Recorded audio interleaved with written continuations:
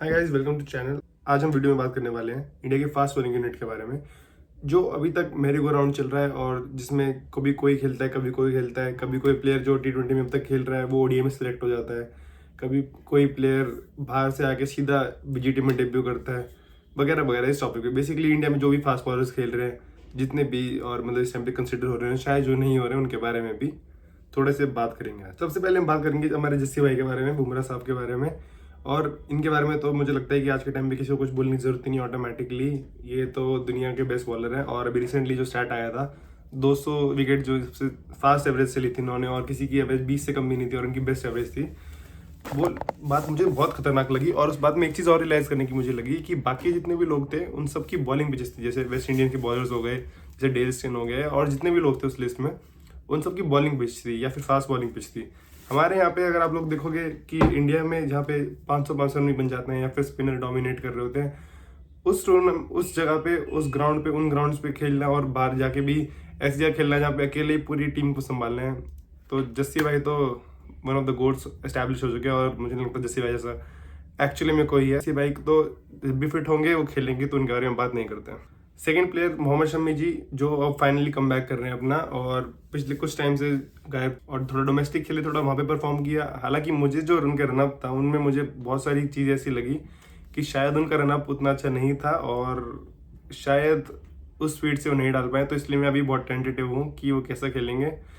पर अगर वो फिट हैं, अगर वो अभी फिट हैं और इंग्लैंड की सीरीज में नहीं खिला रहे, मुझे नहीं पता किस वजह से, अगर सेलेक्ट कर रखा है तो उन्हें खिलाओ। और अगर वो एक्चुअली फिट थे पहले भी, जो वो खुद कह रहे हैं फिट हैं, जो उनकी जो अकेडमीज कह रही हैं वो फिट हैं, तो मैं होता तो उन्हें बीजीटी पे लेके जाता।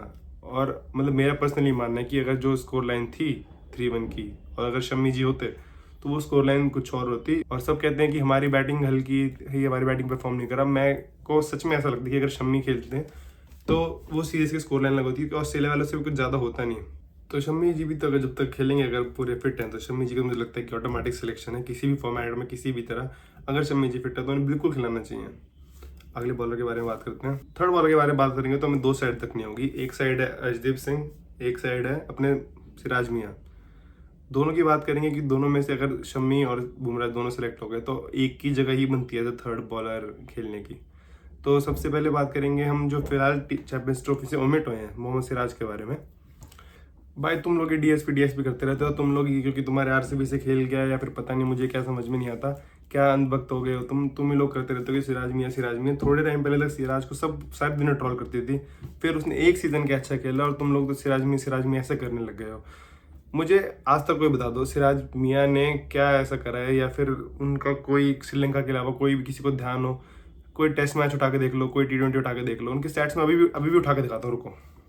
टेस्ट में स्टैट्स उनके 36 मैचेस में 67 इनिंग्स में 100 विकेट हैं, यानी 1.5 विकेट ऑलमोस्ट एवरेज की हुई, 3.5 की इकनॉमी। और अगर T20 की बात करें तो 16 मैच में 14 विकेट, 16 में 14 विकेट और 8 की इकनॉमी। चलो इकनॉमी फिर भी ठीक है, पर 16 में 14 विकेट अगर एज ए फास्ट बॉलिंग अगर आप खेल रहे हो, जिसमें आप डेथ में भी बॉल डालते हो, जिसमें आप नई बॉल से भी बॉल डालते हो, तो आप कर क्या रहे हो भाई साहब? कैसे, मतलब मुझे समझ में नहीं आ रहा लोग कैसे इनको सिराज मियाँ कर रहे हैं। आईपीएल में 93 मैच में 93 विकेट हैं पर मैच एक विकेट, चलो ठीक है। And don't get me wrong, कहीं भी ये मत सोचना कि मुझे सिराज पसंद नहीं है या फिर मैं सिराज को अच्छा बॉलर नहीं मानता हूँ। मेरे हिसाब से सिराज अच्छा बॉलर है, गुड बॉलर है, ठीक है, खिलाओ, मतलब सही है। पर जिस हिसाब से तुम लोग ओवर हाइप करते हो, जिस हिसाब से तुम लोग उसे डीएसपी साहब या फिर जो भी तुम बकवासें करते रहते हो, उतना अच्छा मेरे को नहीं लगता सिराज है। जो आदमी 140 पे आउट करके एक प्लेयर को, और 140 भी जिसने कुत्तों की तरह मारा है, उसको आउट करके भी हवाबाजी दिखाए ना, वो सिर्फ एक कोहली गैंग का मेंबर ही कर सकता है। अब बात करते हैं इनकी चैंपियंस ट्रॉफी की ओमिशन से। ये एक ट्रिकी वो है, क्योंकि एज मच एज शायद मुझे ज़्यादा ऐसा पसंद नहीं है कि ठीक बॉलर लगता है, पर ओडीआई में जो सिराज के स्टैट्स हैं और जो सिराज की परफॉर्मेंस ओडीआई में कंसिस्टेंट रही है थ्रू आउट, हमेशा अच्छी बॉलिंग करी है, पावर प्ले में बहुत अच्छी विकेटें ली हैं शुरू में, और मतलब ठीक ओडीआई में बहुत अच्छे स्टैट्स हैं। हमारे देश में दिक्कत पता है क्या है कि लोग डिफ्रेंशिएट नहीं करते कि जो 3-3 फॉर्मेट है वो अलग अलग गेम्स हैं। वो एक्चुअली में T20, ओडीआई और टेस्ट मैच अलग अलग गेम्स हैं, और हमारी आदत क्या है कि एक फॉर्मेट से उठा के दूसरे फॉर्मेट पे कोरिलेट करने की और उनको आपसी मिक्सअप करने की। सिराज ओडीआई में बहुत अच्छा प्लेयर लगता है मुझे, और बहुत अच्छे स्टैट्स हैं, बहुत अच्छा परफॉर्म करता है, और स्टिल उसको ओमिट कर दिया गया और खिलाया किसको, उसकी जगह, उनकी जगह पे अर्शदीप सिंह। अर्शदीप सिंह की बात करेंगे, जो आज के टाइम पे इंडिया के T20 के बेस्ट बॉलर बन चुके हैं, सबसे ज़्यादा विकेटें हैं उनकी। और एक्चुअली में अर्शदीप की बहुत अच्छा बॉल डालता है। मेरे को सच में ऐसा लगता है कि अगर अर्शदीप चाहता है, और मैंने जितना थोड़ा बहुत पढ़ा भी है, कि वो टेस्ट मैच भी खेलना चाहता है, तो अगर एक लेफ्ट आर्म तुम्हारे पास है जो 135 की स्पीड से डालता है और कंसिस्टेंटली जिसका स्विंग भी होता है अंदर बाहर, तो आप लोगों से टेस्ट में क्यों ट्राई नहीं करते? क्यों बीजीटी में उसे ट्राई नहीं करा गया? और क्यों हर्षित राणा को या फिर किसी मतलब इस टाइप के प्लेयर को जो नया सीधा स्टार्ट करना था इंडिया में, उसको सीधा बीजीटी में डेब्यू दे दिया? अगर किसी को रिस्क लेना ही था तो वाई नॉट लेफ्ट आर्म की, तो तुम्हें थोड़ा एक एक्स्ट्रा स्कोप मिल जाए, एक एक्स्ट्रा एंगल मिल जाए।